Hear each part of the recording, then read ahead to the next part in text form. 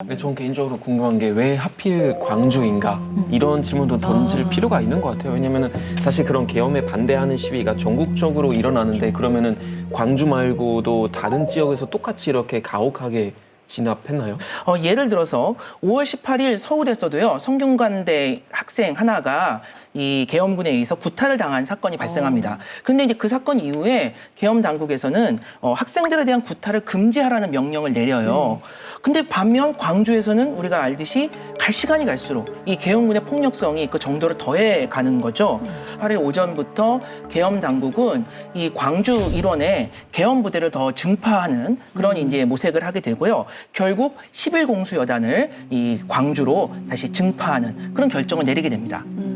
그리고 이제 19일이 되면은 여기에 더해서 장갑차, 헬리콥터 이런 것까지 투입을 하게 되는 거죠. 근데 이게 지금 소요가 그렇게 크지도 않고 뭐 학생들 수가 뭐 1,000명 많아봤자 그 정도라 그랬는데 이게 너무 과한 거 아니에요? 뭐 명분이 있어야 되는 거 아니에요? 그러니까 진압 양상이 네. 완전히 다르게 흘러가는 네. 것 같아요. 그렇죠. 진짜 전 이해가 안 가는 게 왜 이렇게 강경하게 했나. 그래서 뭐 어떤 사람들은 5.18을 이제 조금 왜곡하는 사람들은 여기에 뭐 북한 세력이 뭐 있어서 그렇게 강경하게 한 거 아니냐 뭐 이런 말도 있는데 이건 좀 팩트 체크를 하고 가야 될 것 같아요. 제가 알기로는 전혀 아니거든요. 제가 알기로도 그 당시에 우리나라 정부가 북한과 회담을 진행하고 있었거든요. 그러니까 총리 회담을 위한 준비 그런 걸 진행하고 있었기 때문에 이 북한이 개입했다는 게 잘 들어맞지 않습니다.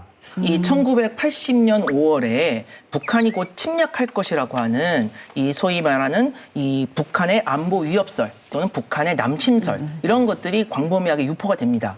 그런데 이 소문의 진원지가 중앙정보부였어요. 바로 전두환이 그 중앙정보부장 서리를 맡고 있는 그 부서에서 이러한 이제 북한의 위협, 남침에 대한 이야기들이 확산되고 있었던 거죠. 그래서 당시 육군본부 정보참모부에서도 이 문제를 다시 한번 심각하게 검토를 했는데 북한군의 동향에 아무런 지금 이상 징후가 없다. 그리고 더 나아가서 미군이 또 체크를 하는데 역시 또 아무런 문제가 없다. 이런 이제 결론을 내리는 거예요. 한켠에서는 이제 그 남북 대화가 이루어지고 있는 한마디로 이 당시에 이런 그 북한의 남침설 또는 안보 위협설이라고 하는 것은 신군부가 자신들의 권력을 장악하기 위해서 일종의 어떤 분위기를 조성하는 그런 이제 용도로 쓰인 중앙정보부발 소문이었다 이렇게 볼 수 있습니다. 그리고 또 제가 조금 듣기로 이 시민들도 그 신군부가 그걸 이용할까 봐 굉장히 그거에 대한 경계를 많이 했다고 들었거든요. 네네. 우리는 확실히 자유민주주의 체제 안에서 신군부에 저항하는 세력이지 이게 전혀 북한과 관련이 없다는 걸 증명하기 위해서도 굉장히 노력을 많이 했다고 저는 들었거든요. 당시 시위대의 구호 중에서 가령 그 5월 15일 네. 서울역에서 그 10만 명의 학생들이 모였을 때 여러 가지 구호를 외쳤는데 그 중에 하나가 김일성은 오판 말라.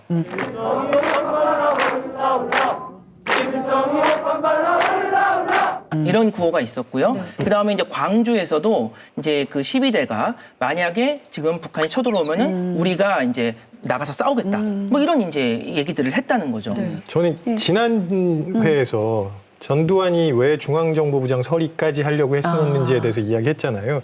이 정보의 중요성을 보여주는 장면이 아닐까 싶은데 이게 광주 이외의 지역에 우리가 지금 이 우리나라를 안정시키기 위해서 북한의 위협으로부터 우리나라를 안정시키기 위해서 지금 우리가 이렇게 하고 있는 거야라고 사용하기 위한 그런 목적이었을 가능성이 더 큽니다. 하나의 공공의 적을 만들어버리는 그렇죠. 거군요. 네네. 그게 이 광주였던 거군요.